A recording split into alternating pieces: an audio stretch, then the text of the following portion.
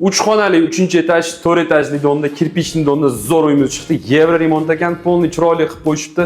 Olib shundoq mebel texnikalar qo'ysangiz, tayyor uyimiz bo'ladi.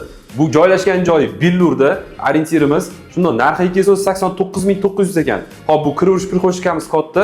Mana garderobnilar qo'yib qo'yishibdi. Mana bu yog'imiz sanuzel hisoblanadi. Bu yog'imiz vanna. Chiroyli qilib qo'yishibdi, kafildan terib. Keling, mana bu yoqda detskiy hisoblanadi.